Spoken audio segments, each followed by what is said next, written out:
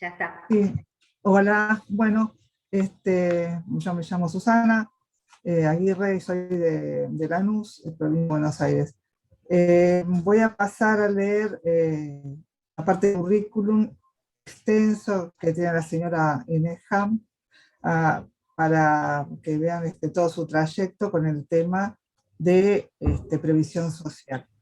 Bueno, datos laborales, 2012, 2016, 2022. Honorable Cámara de Diputados de la Nación, asesora técnica Comisión de Previsión y Seguridad Social, bloque UCR en la Comisión de Previsión y Seguridad Social, Acción Social y Salud Pública, Derechos Humanos de Personas Mayores, Familia, Mujer y Adolescencia. 2005-2012, Legislatura de Río Negra, asesora de Seguridad Social, Familia, Mujer, Acción Social, Derechos Humanos 2005-2003. Gerencia de Asuntos Jurídicos, ANSES, asesora del gerente, Dirección Ejecutiva ANSES, asesora en Dirección Ejecutiva 2003-2002, Secretaría General ANSES, asesora del Secretario General 2002-2001, Dirección Ejecutiva ANSES, asesora del Director Ejecutivo 2001-2000, Secretaría de Seguridad Social, en Jefatura de Gabinete 2000-2002, Secretaria Técnica de la Comisión de Legislación, Secretaria de Seguridad Social. Resolución número 59-2000, 2000-1994, Honorable Comisión de Diputados de la Nación, Comisión de Previsión y Seguridad Social, Comisión de Tercera Edad, Asesora Técnica y Jefes de Asesores de la Comisión de Tercera Edad, 1993-1991, Ministerio de Trabajo y Seguridad Social, 1990-1989, Instituto Nacional de Previsión Social, Secretaria del Instituto 1989-1984-1983, Secretaria de Seguridad Social, Secretaria Privada. Organismos internacionales, 1993-2000, miembro integrante de la Comisión de Enlace del Ministerio de Trabajo y Seguridad y bicameral legislativa de la redacción de la Ley 24221, 1986, miembro de la Asociación Internacional de la Seguridad, AIS, capacitadora de la aplicación de la Ley 24241 a las AFJP, 1998, miembro integrante de la Federación Internacional de la Vejez, 2000, integrantes ejecutivos de Comisión de Legislación y Normativas para la ANSES y las AFJP.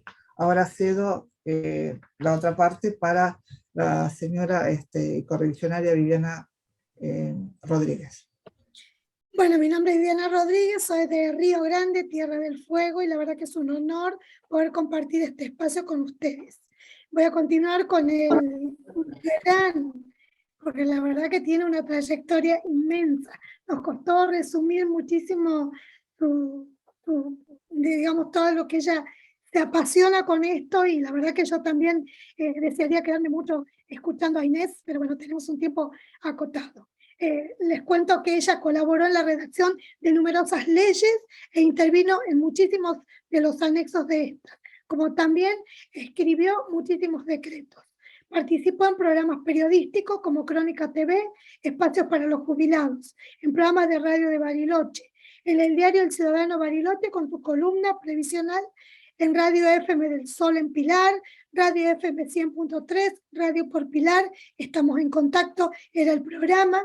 Y actualmente se desempeña como integrante de la Comisión de Mujeres de la Cámara de Comercio e Industria de Pilar, CIPA, integrante de la Mesa Intersectorial de Prevención y Atención de la Violencia de Género de Pilar, ex referente de la Red de Mujeres Radicales, Resolución 9-2012, Comité Nacional por Buenos Aires, Convencional Nacional, coordinadora de la Comisión de Género y Diversidad del Instituto Radical de las Políticas Públicas, Honorable Consejo de la Nación, terminación de mandato, mandato cumplido, miembro de la Comisión de Previsión y Seguridad Social del Instituto Radical de las Políticas Públicas, Honorable Consejo de la Nación, miembro del Observatorio Federal de la Seguridad Social, Fundación Ricardo Rojas, que es, se los comparto después si quieren en los mensajitos. La fundación se llama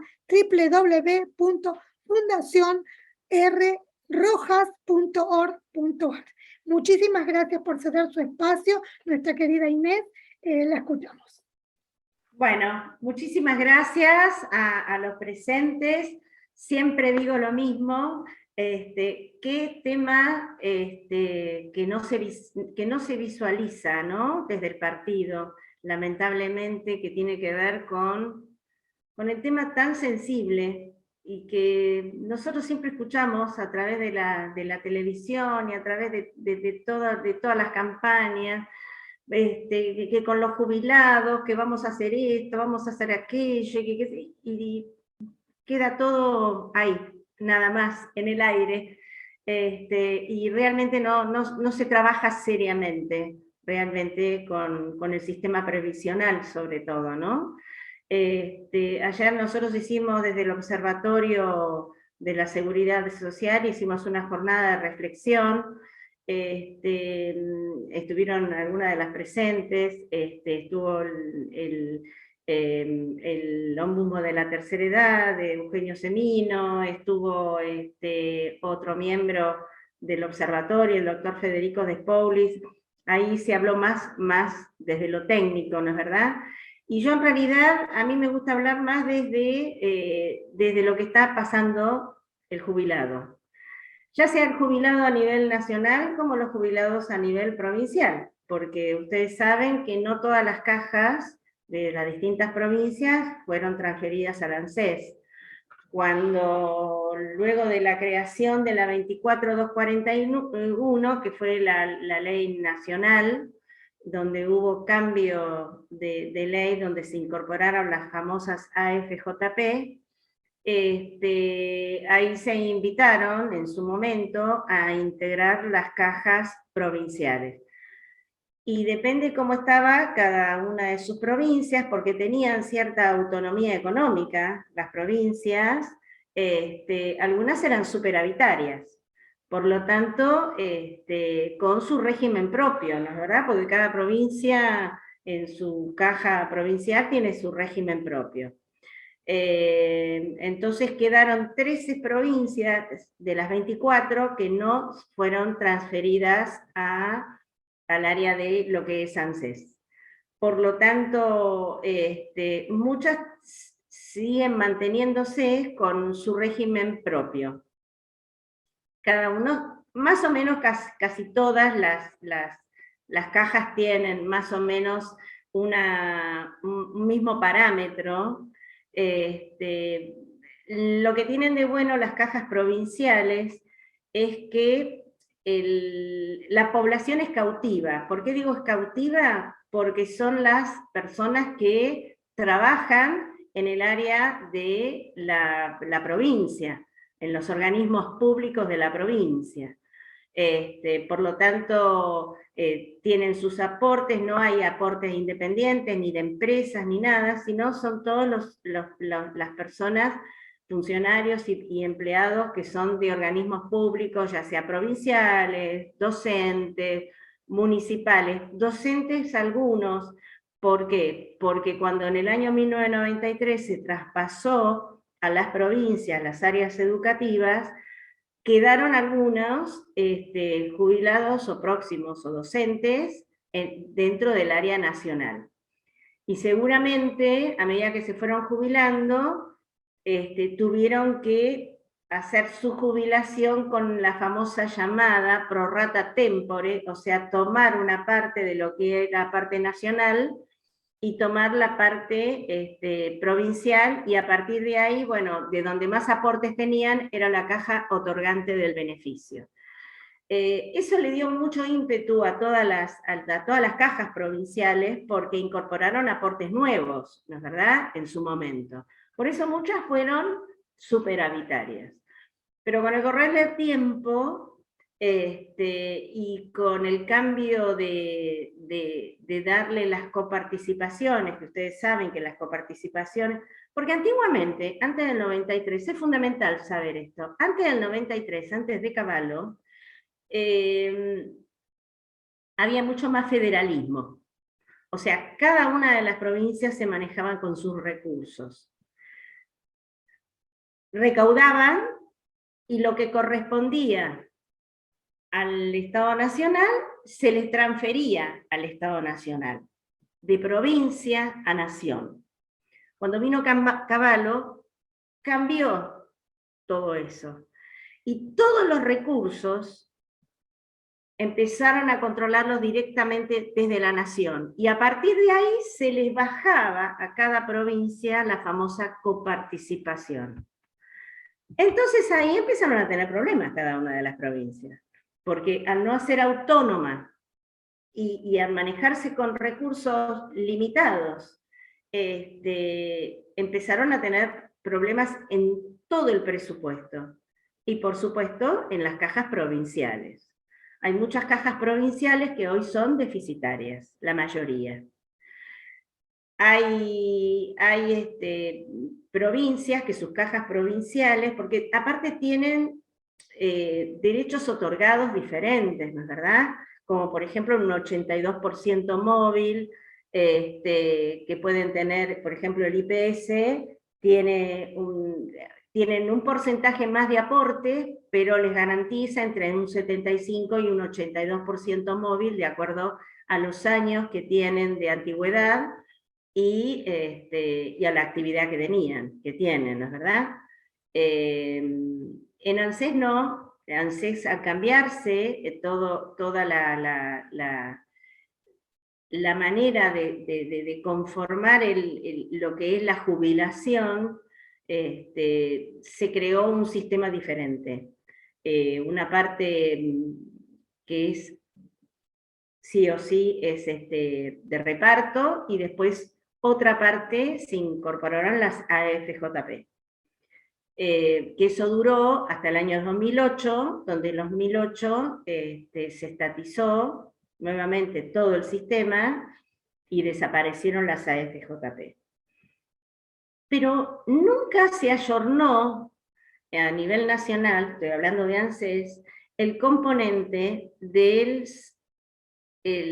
cálculo del primer haber.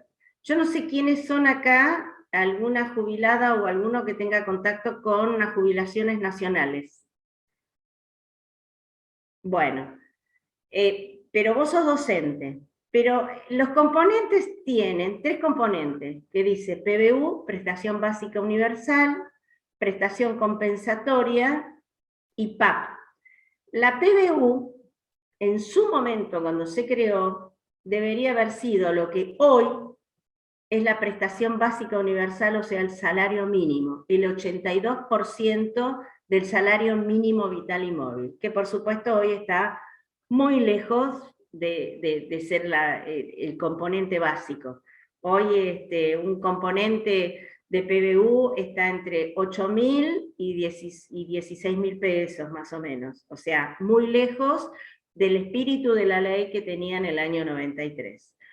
La prestación compensatoria es un porcentaje de los aportes hechos anteriores a 1994 hacia atrás, o sea, desde el 82, 83, etcétera, y otro porcentaje a partir de la creación de la nueva ley del 94 hacia adelante. Entonces, lógicamente, con el tiempo, esas jubilaciones fueron decreyendo, fueron achicándose.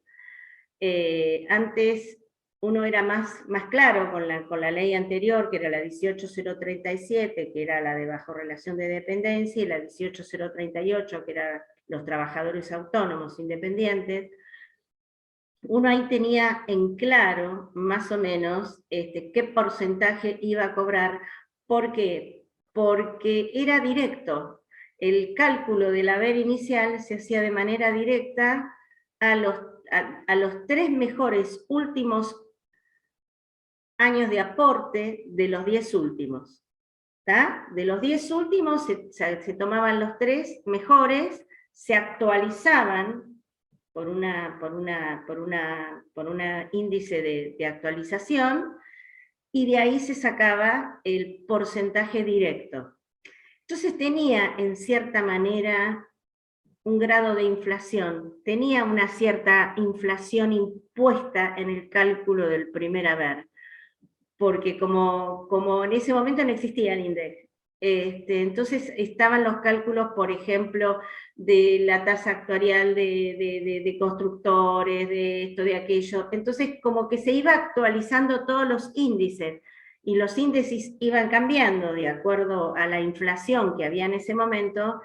Entonces esos haberes se traspasaban a la actualidad, y ahí se le daba entre 67, 68, 70, depende la actividad que tuviera cada uno, el cálculo del primer haber. Entonces estaba impuesto en el cálculo del primer haber la inflación, cosa que cuando se cambió por la 24.241, no.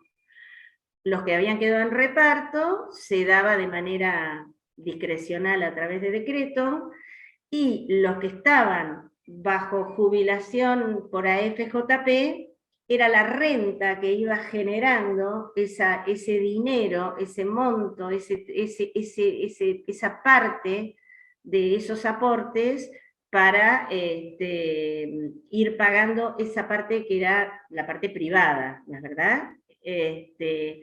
Y ahí, bueno, de acuerdo a la rentabilidad, se le iban abonando. No fueron muchos los que se jubilaron, porque imagínense que la población de AFJP duró desde 1994 al 2008, o sea, prácticamente 14 años. No fueron muchos los que se fueron jubilando. Y después, cuando pasa al sistema nacional directamente, que se crea el sistema nuevamente nacional, sin las AFJP, durante un tiempo no hubo movilidad. Después se crea la ley de movilidad. La primera ley de movilidad, que la crea Cristina Fernández de Kirchner, en ese momento, el componente para darle actualización y los aumentos a las jubilaciones tenían que ver con la recaudación previsional, con la recaudación de todos los aportantes al sistema. Era toda una fórmula bastante compleja, por la cantidad de personas que trabajaban y cantidad de beneficiarios. Entonces era un cálculo muy complejo, y ahí se sacaba la movilidad. No había inflación en ese momento. Luego, cuando vino Macri, cambió, y se basó en el RIPTE, que era la variación de salarios que iban cambiando mes a mes, porque el salario va cambiando de acuerdo a, siempre se junta el Consejo de Salario Mínimo Vital y Móvil, se hace un piso, y de ahí van cambiando, van subiendo por las paritarias, y aparte, eso era un 70% de RIPTE, que es esa medición, y otra parte, un 30% por inflación. Era mucho más claro, porque tenía los dos componentes, la parte del RIPTE, que iban aumentando, ¿no es verdad?, los salarios de acuerdo a las paritarias, y al mismo tiempo por la inflación. Bueno, vino el nuevo gobierno y lo suspendió. Estuvimos casi un año con aumentos discrecionales por decreto, pero el primer aumento, que me acuerdo que se hizo en marzo del 2020, fue bastante desigual, porque se le dio muchísima, se le dio un 13%, por ejemplo, a las jubilaciones mínimas, y a medida que iban subiendo, fueron decreciendo los porcentajes. Entonces la jubilación máxima tuvo un aumento de un 3%, por ejemplo. Entonces, ¿qué pasó? Todas las jubilaciones, esas más altas, fueron cayendo, o sea, la famosa achatura de pirámide, como se llama. En cambio, las cajas provinciales se fueron manteniendo en las conquistas del 75, el 80, el 82%, con las características y requisitos de cada una. Yo no recuerdo todas, porque cada una tiene sus componentes diferentes, pero sí se siguen manteniendo esa relación, la verdad, de activo-pasivo. Lo que sí hoy tienen problema es cómo financiarlas, porque no hay dinero. O sea, al haber poca recaudación autónoma de las provincias y depender de la coparticipación federal, que ustedes saben que no se da de una manera lógica, sino a veces se da de manera discrecional, de acuerdo a los gobiernos. Hay provincias que reciben más coparticipación y hay otras que reciben menos coparticipación. Y ese es el gran problema que hoy están teniendo las cajas provinciales, que no tienen cómo sustentarse. Por ejemplo, hay algunas que, por ejemplo, IPS tiene una parte que puede cobrar por IVA, ANSES deriva dinero a las provincias para poder sanear y poder pagarle a todos los beneficiarios y mantener los porcentajes que están establecidos en cada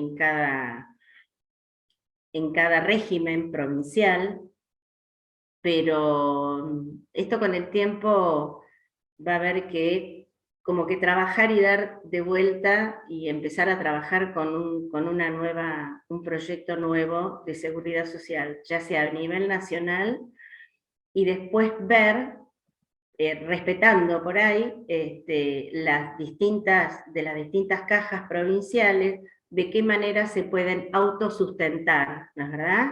Y no perder poder adquisitivo de cada una para poder pagar como lo requiere cada una de los requisitos que tiene cada uno de los regímenes provinciales, los valores que se está cobrando con cada beneficiario. Así que eso es un poco cómo está hoy el sistema. Hoy el sistema a nivel nacional está deficitario y por ende también los sistemas provinciales. Y después existen los regímenes especiales, que hay en todos lados, regímenes especiales nacionales. Algunos lo llaman regímenes especiales en las provincias, no son regímenes especiales en las provincias. Lo que pasa es que cada provincia, estamos en un país federal, y cada provincia tiene su propia autonomía con su régimen provincial. Las políticas y las decisiones políticas de cómo distribuir las rentas y cómo distribuir el dinero y el presupuesto a las distintas provincias son decisiones lamentablemente políticas. No tiene nada que ver con el régimen de cada provincia. Hay, por supuesto, a nivel nacional hay mucha litigiosidad, porque hoy la tasa sustitutiva, que tiene que ver la relación de un trabajador a un pasivo, una persona que trabajó en un área, por ejemplo, y tiene su sueldo, en el momento de jubilarse no cobra ni el 82 ni el 75. Hoy ANSES está pagando el 42% de ese haber en actividad. Entonces, es preocupante el tema.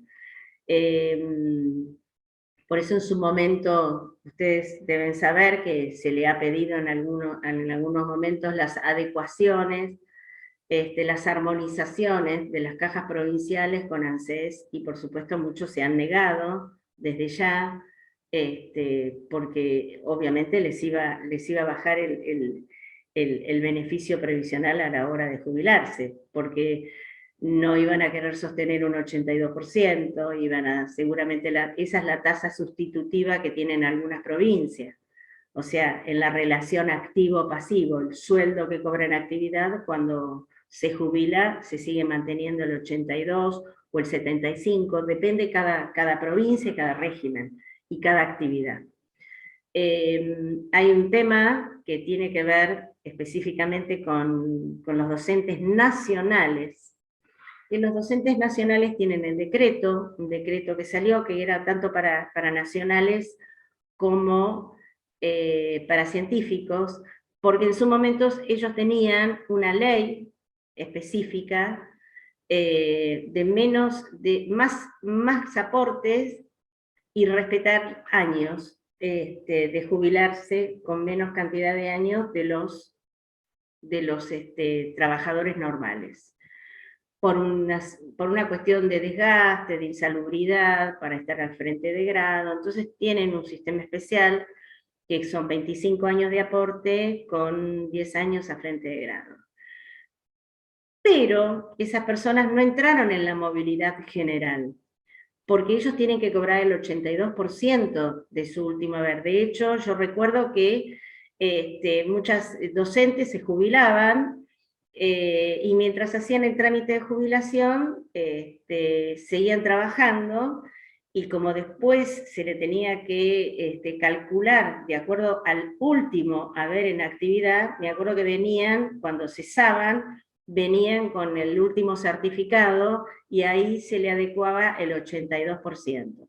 Durante un tiempo más o menos anduvo, y hoy realmente es dramático lo que está pasando, porque no les están dando y no les están respetando el 82% móvil que le tendría que respetar. Porque ANSES hizo todo un desbarajuste, los mandan a una oficina que se llama trámites complejos, donde las personas tienen que ir a reclamar ahí, y después, bueno, cuando se le empiezan a dar los aumentos, o se los dan todos juntos, pero durante no sé cuánto tiempo estuvieron sin aumento.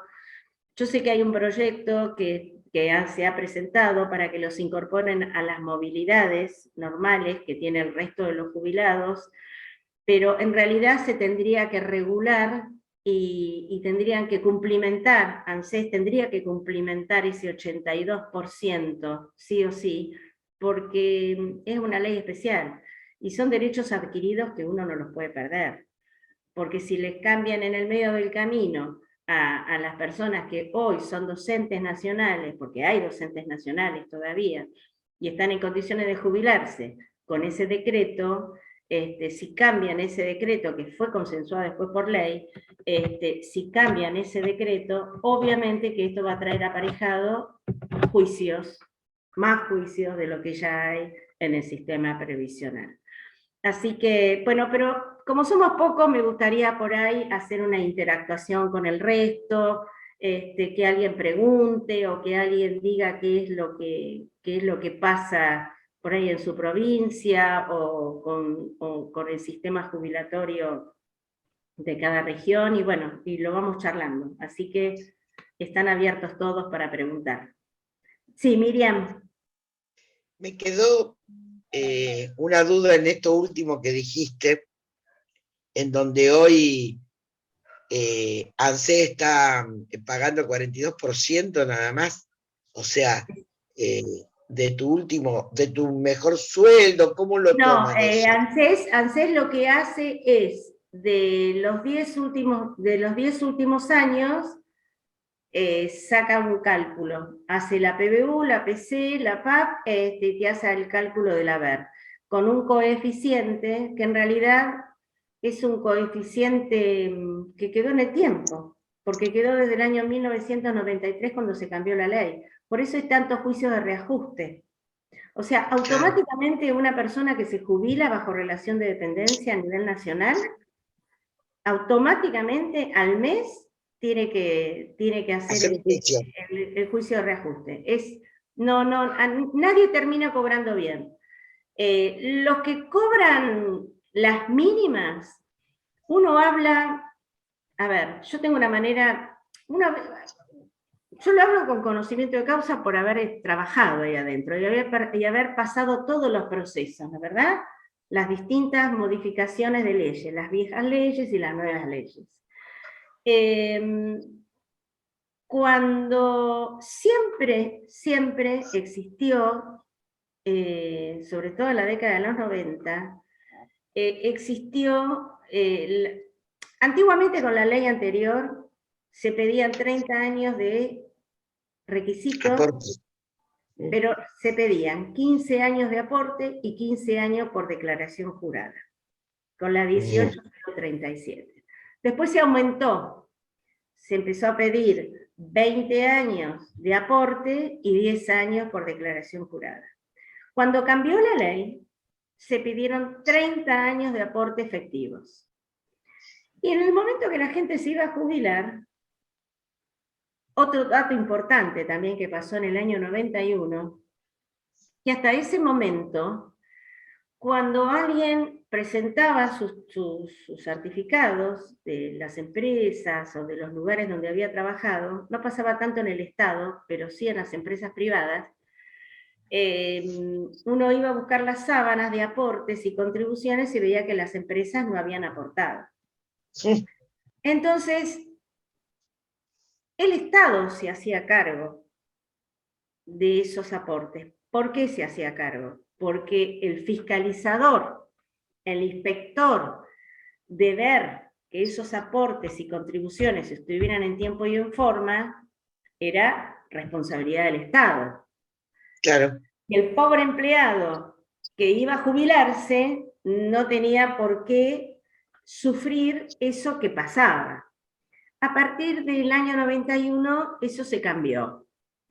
Y empezaron a decir, no, que cada uno de los empleados verifique que sus aportes y contribuciones estén. Entonces hoy vemos que hay muchos que se dieron cuenta que las empresas quebraron, que cuando fueron a buscar los certificados de servicio y de aportes no estaban, tenían que ir a la Inspección General de Justicia a ver si conseguía el síndico para que le armara el certificado de aportes, alguna probatoria que trabajó y que un recibo de sueldo, donde estaba la iniciación de la actividad, los aportes que estaban descontados, bueno, en fin.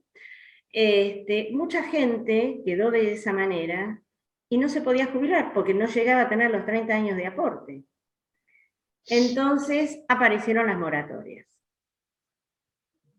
Las moratorias, hubo varias en la historia de nuestro país. En el año 79 hubo una moratoria para trabajadores autónomos, porque fue un blanqueo muy importante en ese momento, a pesar que fue época de la dictadura, pero ahí se blanqueó mucha gente, porque mucha gente autónoma que trabajaba, modista, taxista, que tenían negocio, que tenían, bueno, los del campo iban así a la declaración jurada y decía, bueno, yo empecé a trabajar en tal fecha, en este lugar, trabajaba, entonces se lo tomaban como declaración jurada y después le decían, bueno, usted va a pagar por todo esto mensualmente un aporte para cuando pueda llegarse a jubilar, o si ya está por jubilarse, lo jubilamos, le descontamos esto mensualmente. Y la gente autónoma se iba con la jubilación en el día de Chacabuco 467, que era del edificio donde estaba la caja de autónomos en ese momento. Se llamaba en ese momento caja independiente. Ahí hubo un gran blanqueo, sobre todo de los autónomos. Después, en la época de Raúl Alfonsín, hubo otra moratoria también, que salió por un decreto, el decreto 421, que se hizo moratoria tanto para las personas próximas a jubilarse o en actividad, que quisieran ponerse al día con sus aportes, como empresas, porque habían empresas que también debían aportes y contribuciones, que no les pagaban. Entonces también hubo un blanqueo de un lado y del otro, hubo dos moratorias importantes. Después otra moratoria en el año 92, en el año 96 el bloque radical sacó una moratoria, que es la 24476, es de origen radical, basándonos en esa moratoria vieja que había sido en la época de Raúl. Y bueno, y a partir de ahí siempre hubo moratorias. Hola. Hola, sí, ¿qué tal? ¿Puede apagar el micrófono? Hola. Bueno, ¿qué pasó después en el año 2005? En el 2005 vuelve a salir una moratoria grande, pero una moratoria mucho más amplia, donde se incorporó, por políticas de cuidado, que siempre se le dijo las jubilaciones de ama de casa, mal llamada ama de casa, porque también se jubilaban varones, donde si no tenía ningún aporte, muchos podían modistas o servicios domésticos, iban a pagar la primera cuota y al mes siguiente ya se jubilaban con una jubilación mínima, hacían el primer aporte ya en ese momento del monotributo, hacían el primer aporte, seguían descontándoles, pero ya tenían a los 3-4 meses la jubilación. Eso desfinanció bastante el sistema y dejó en desequilibrio con mucha gente que sí aportaron efectivamente los 30 años de aporte mínimos, porque había mucha gente que aportaron una mínima, pero sí tenían sus aportes efectivos. Hoy hay una diferencia. Hoy cuando hay una movilidad y, por ejemplo, se cambia dentro de la ley, ¿se acuerda de la reparación histórica que salió, la nueva movilidad en la época de Macri, la reparación histórica, la PUAM, la pensión universal al adulto mayor? Bueno, ahí se hizo una diferenciación que se creó el 82% móvil para las jubilaciones mínimas, pero que tuvieran los 30 años efectivos de aporte. Entonces ustedes van a escuchar que en algún momento dado cuando se dice, se aumentó el salario mínimo vital y móvil, y hay una diferencia que le dan al jubilado de la mínima de 200 pesos, 300 pesos, 400 pesos, ustedes han escuchado en algún momento dado. Esa es la diferencia que se le da al aportante efectivo de los 30 años, que cobran las jubilaciones mínimas únicamente. ¿Tá? Así que bueno, hay que hacer toda una reestructura importante. Y sí, hoy la tasa sustitutiva está entre haber y jubilado en un 42%. Yo me jubilé hace 6 años, 33 años de aporte, todo impecable. Y me jubilé con el 50%, por ejemplo. Y ahora está menos. Así que esa es la situación. ¿Alguna otra consulta, pregunta? No me voy a jubilar, tengo 66, yo no estoy jubilada todavía. Bueno, pero vas a tener 6 años de excedencia. No, tengo 26 de droguería, 4 de monotributo, que fue el que me jodió mi jubilación, son 30.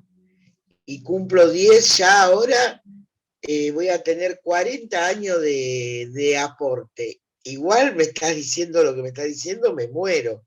Me jubilo. Ahora, pero vos estás todo a nivel nacional, por ANSES. 26 años nacional. 26 años nacional. Bueno, claro, los monotributos los podés, no necesitas presentarlos en el mono para cumplimentar los 30. Porque me decís que vas a cumplir 10, ¿con qué? Y porque resulta ser que me dijeron de que me iba a cobrar la mínima. Yo tenía un sueldo de gerenta. Los 26 años trabajé gerenta droguería. Monotributo a la Cámara de Diputados. Como soy mujer, no me dieron un recibo de sueldo, sí. ¿Viste? Me dieron monotributo. De ahí en adelante tengo recibo de sueldo, pero no tengo los 10 años con recibo de sueldo. Entonces pedí, pero de la provincia de Buenos Aires, de la provincia de Santa Fe. Sí, de la provincia de Santa Fe, yo cobro de la legislatura. No, a ver, entonces, ahí, claro, lo que pasa es que vos te vas a jubilar seguramente por ANSES porque son mayor cantidad de aportes. Sí, sí, obvio. Claro, ¿cuál es la caja otorgante de acuerdo a la cantidad de años de aporte que tenga uno en provincia o en nación? Claro, yo voy a jubilar. Claro. Bueno, después cuando llegue el momento de quedarte jubilar, lo hablamos por privado. Sí, voy a querer jubilar, voy a esperar ganar la nación, acomodar todo lo que vos decís, tengamos ley nueva, después me jubilo.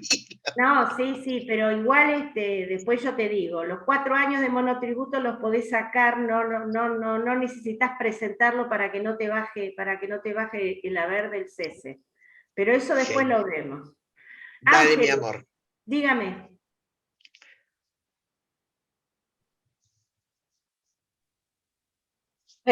No, simplemente decir lo que nos pasó a los docentes nacionales cuando fuimos transferidos de la provincia de Buenos Aires. Además de estar aportando un 2% más que el resto de los jubilados en nuestros aportes, tuvimos que trabajar, es decir, podíamos presentar la jubilación recién a los 57 años, no como el resto de los jubilados provinciales. Ergo, a mí se me hicieron 43 años de servicio. ¿Cuántos años son? ¿55 o 50 en la O sea, provincia? la provincia son 50 y los docentes transferidos tuvimos que trabajar hasta los 57 años, es decir, solamente con los 57 años cumplidos podíamos iniciar los trámites de la jubilación, que a mí Claro. me duraron 1 año y medio, gracias a Dios, nada más. Hoy es un desastre. Tengo una amiga que hace 5 años que se quiere jubilar. No, por eso yo tuve suerte, tenía los papeles en orden, porque una secretaria de un colegio privado, cuando fuimos transferidas, hizo todos los papeles, se presentaron al ANSES. Entonces, eso adelantó la situación.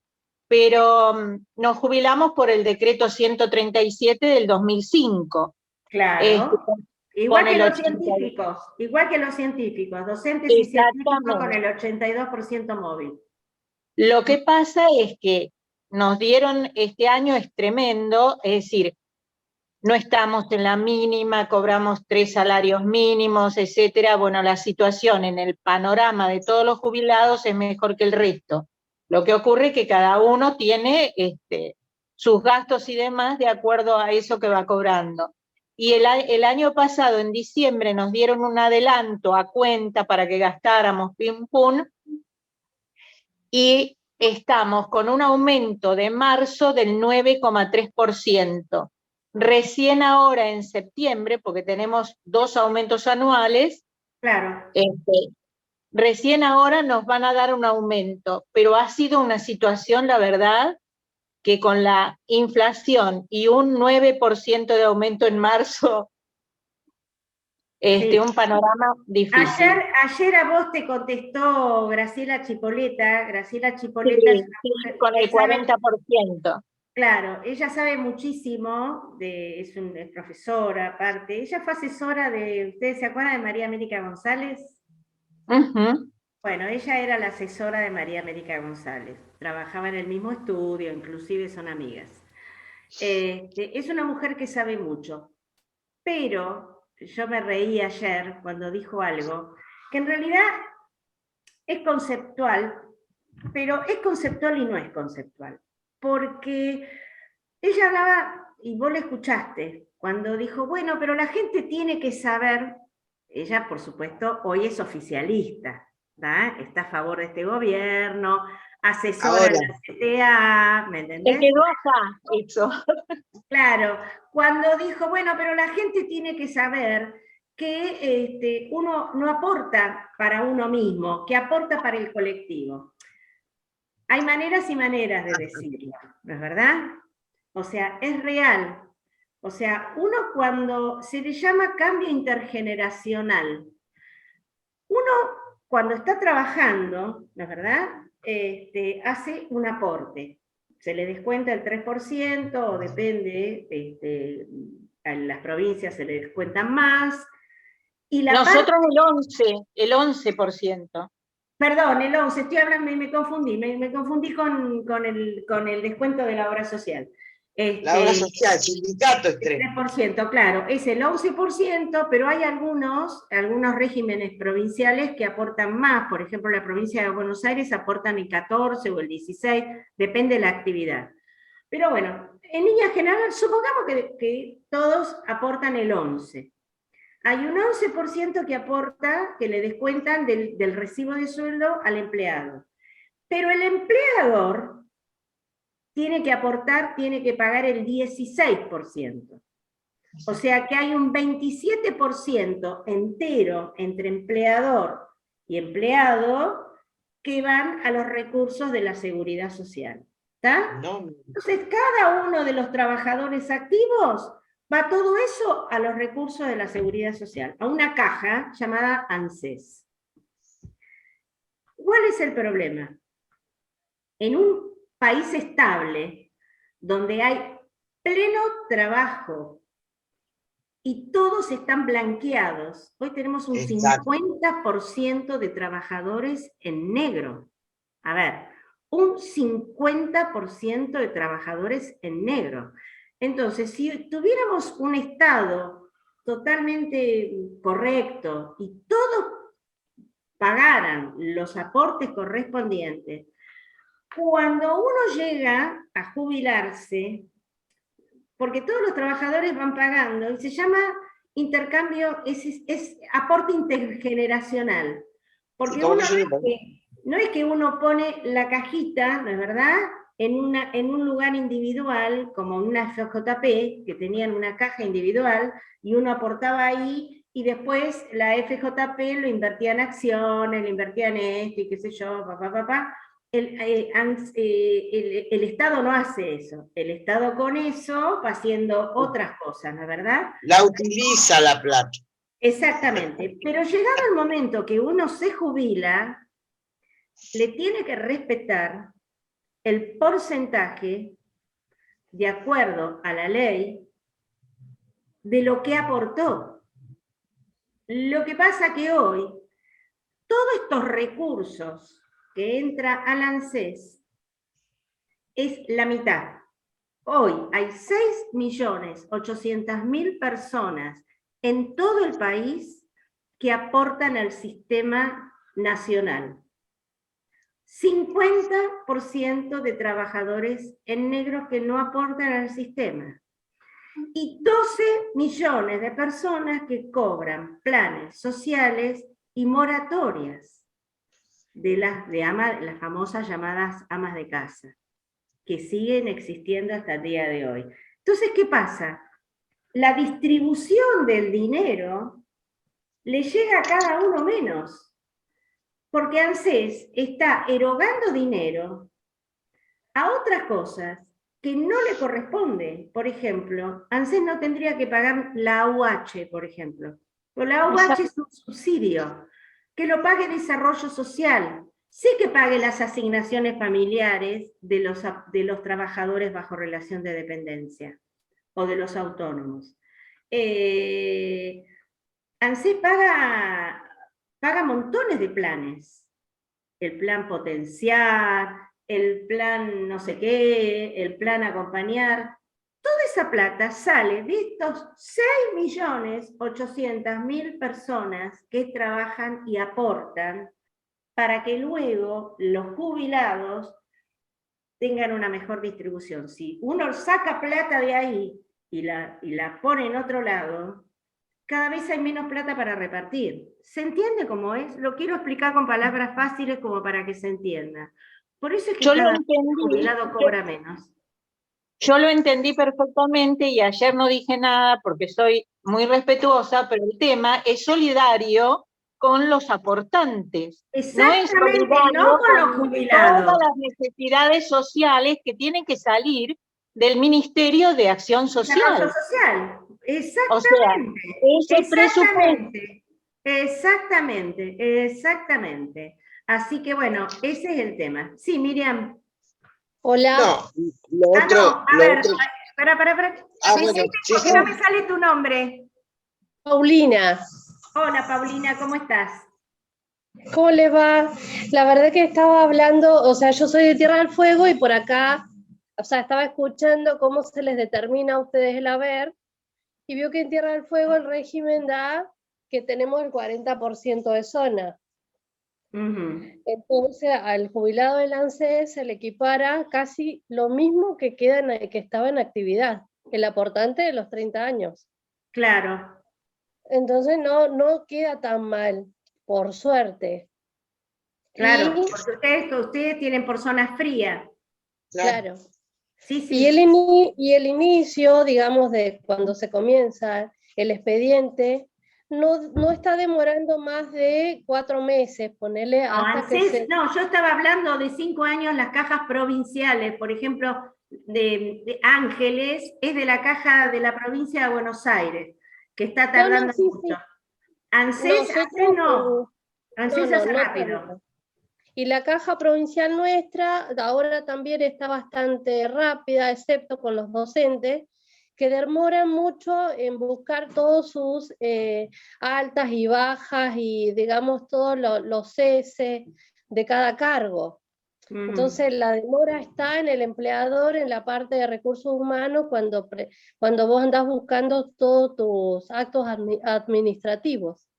Claro. No así, no le pasa eso, digamos, a los que son municipales o que vienen de un solo ente, digamos, de un solo empleador fijo. Ese es el gran problema que tienen la mayoría de las cajas provinciales, porque no tienen digitalizado. Es como si hubieras trabajado en distintas empresas. Claro. En la provincia de Buenos Aires pasa eso. En la provincia de Buenos Aires uno trabajó, por ejemplo, en el área de salud.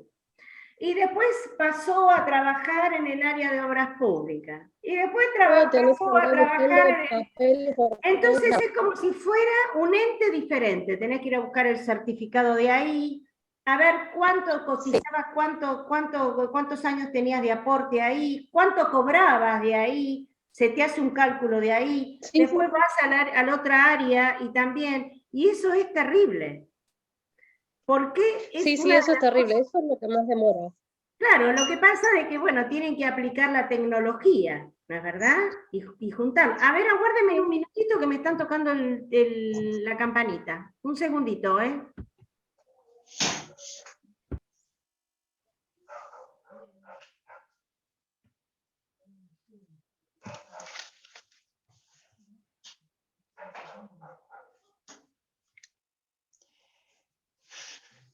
Pasen. Ya termino. Pero es interesante. Bueno, aquí estoy nuevamente. Una de las cosas que tendría que realmente hacer todas las cajas provinciales, porque realmente es terrible, si el empleador es uno solo.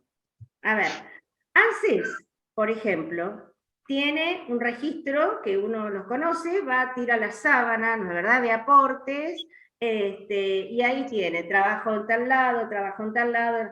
¿Cómo es que no hacen eso las cajas provinciales?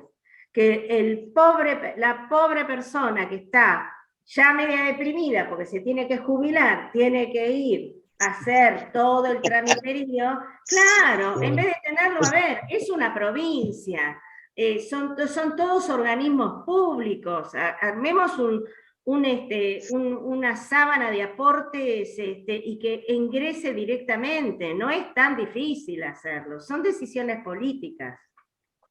Sí, eso puede ser un proyecto que se pueda presentar por legislatura, porque acá el que tiene el mayor inconveniente con eso es el gobierno provincial.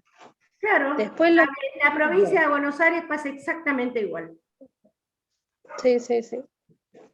Bueno, en realidad era un aporte. Yo agrego una cosita y ya me tengo que retirar, nada más. Sí. El tema de que vos decís, bueno, de las mínimas y del que pagó los 30 años, que estuvo aportando para poder jubilarse un poco mejor, pero no es la jubilación para él, sino la jubilación es comunitaria.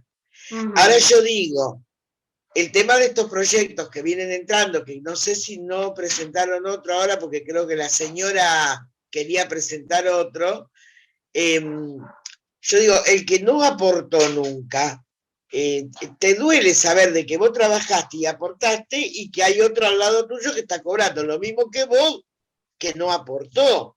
Claro. Esas son las cosas que no están valorizadas, ¿no es cierto? Y después tenemos también que a la Constitución... Tendría que salir, a ver, ¿sabés qué? Son todas decisiones políticas, Miriam. Totalmente, para mí tiene que haber una pensión para el adulto mayor. ¿Sabés cuál es el otro problema? ¿Sabés cuál es el otro problema, lamentablemente, Miriam? Y te lo voy a decir con todo el dolor de mi alma.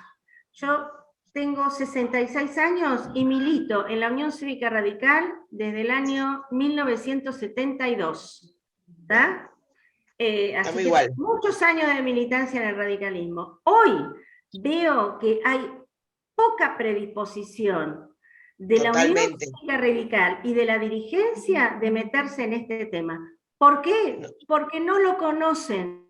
Y como no lo conocen, no se meten. Y tampoco nos llaman a los que nos conocen, porque no les gusta nuestra carita, porque No, porque ya estamos pasada de edad, Inesita. No, porque estoy en otro espacio, ¿me entendés? Porque soy de otro sector. Claro, vos fíjate, porque soy soy de de otro otro sector. sector. Claro, entonces Porque no tenés te más de llaman. 50, porque tenés más de 60, porque tenés esto, porque sos A mujer, ver. porque no sos hombre. Estamos limitadas, ya lo sabemos. Ahora, por suerte y gracias a Dios, tenemos una diputada de La Pampa que nos ha dado bolilla. Y le Gracias a Dios. Sí, que le dijimos a Marcela Colli, que estuvo ayer con nosotros en el observatorio, le dijimos, mira, nosotros te vamos a dar todas las herramientas para que vos presentes buenos proyectos. Claro. Necesitamos una voz cantante de la Unión Cívica Radical, claro, que hacer las cosas como corresponde, ¿viste? Así que bueno. Y lo otro que yo decía, tenemos una constitución, que también no podemos decir nada, porque si no la están llevando adelante y no hacen lo que dice la constitución, los que nos están gobernando, pero está la 14 bis, y el 14 bis dice clarito que tiene que cobrar el 82%. Le tiene que garantizar lo que le tiene que garantizar. Y bueno, empecemos a pelear desde ahora, aunque nosotros ya estemos como estemos, parecemos Norma Plas, pero peleemos por los derechos de los que se van a jubilar también. Mirá, Norma Plas lloró, todos se acuerdan, a caballo, cuando se ganaba en ese momento la jubilación mínima $150, que era un poder adquisitivo diferente al de ahora. Hoy la jubilación mínima son $114. Bueno, pero $150 en esa época, que la gente por ahí no sabía. 114. No. Hoy es una tercera parte de una persona para poder vivir lo mínimo indispensable. Y si tenés casa, porque si no tenés casa, si no tenés propiedad, no sé si podés vivir, porque no podés alquilar. No podés vivir. No, es preocupante. Se tiene que ir a la casa. Exactamente. Es así preocupante. Bueno, las rico, le doy un beso a todas. Chau. Nos vemos en la próxima y nos hablamos y mandame lo que me prometí. Dale, Miriam. Chau. Chau. Gracias. Victoria. Hola, buenas noches. Bueno, hola, ¿cómo te va? Me presento, bueno, yo soy Victoria, me nombró Miriam, somos amigas y bueno, militantes de la UCR, yo también soy de Rosario, soy de la ciudad de Rosario en mi caso. Bueno, yo lo que quería era más que nada consultarles, porque también, bueno, ustedes me pueden hablar más de la experiencia y bueno, yo como persona joven y como profesional joven, estoy desde ya preocupada por mi futura jubilación, obviamente, y yo en mi caso, que soy nutricionista, estoy en el consejo directivo del Colegio de Nutricionistas acá de la segunda circunscripción de Santa Fe. Justamente ayer nos convocaron a una reunión con otros colegios profesionales de la salud, porque se está tratando la posible modificación de la ley de la Caja del Arte de Curar, que hace tiempo, varios años. Es una caja profesional. Sí, la Caja del Arte de Curar. Como la caja de abogados, como la caja de farmacéuticos, como la caja... Estas son cajas profesionales, sí, que tienen su propio sistema. Claro, pero es de todos los profesionales de la salud de la provincia de Santa Fe. Claro. Incluye a 14 profesiones de la salud.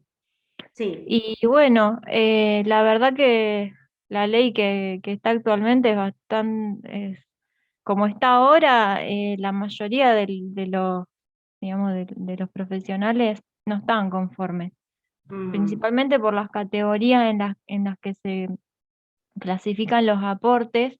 Hoy en día el aporte según la edad y no según el ingreso. Es decir, que una persona quizás recién recibida de 25 años va a aportar menos que una persona mayor, pero a la vez, si por ejemplo una persona se recibe a los 60 años de médico, va a estar digamos, aportando algo que es una cantidad que para la que probablemente no la pueda pagar, porque digamos, siempre va a pagar más el que tiene mayor edad. Mirá, Entonces no ese es uno sabía eso. de Vos los sabés que no la conozco. A principales. ver, todas las cajas profesionales no conozco los sistemas, conozco las más grandes, ¿no?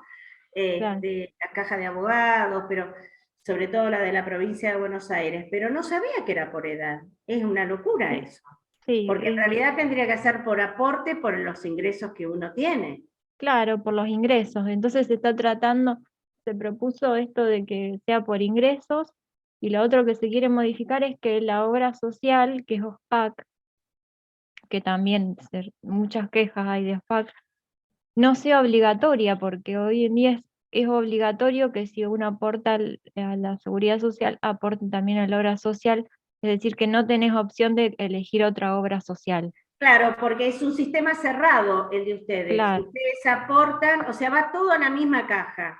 O sea, sí, va al aporte jubilatorio y va a la obra social, como por ejemplo el claro, Banco Provincia de la provincia de Buenos Aires. O sea, todos los trabajadores que trabajan en el banco, tienen su propia obra social, tienen su propio aporte y después su propia jubilación, así que ustedes trabajan de esa manera, de un lugar claro, cerrado, y ustedes no pueden elegir obras sociales porque en realidad están cautivos dentro de ese sistema. Lo pueden cambiar, si están en vías de modificación, pueden cambiarlo. O sea, ustedes después pueden elegir que el aporte se desvíe, inclusive yo les voy a decir algo.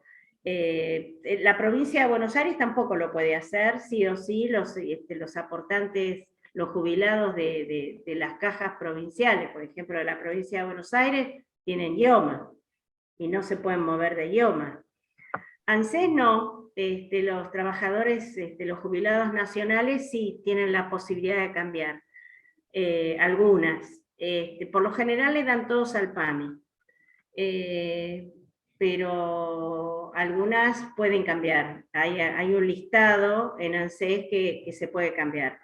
Pero hay ya antecedentes de medidas cautelares donde si uno quiere tener sus aportes que sean desviados una vez que esté jubilado, en vez de ir al PAMI, que vayan a la prepaga que uno tiene, se puede hacer.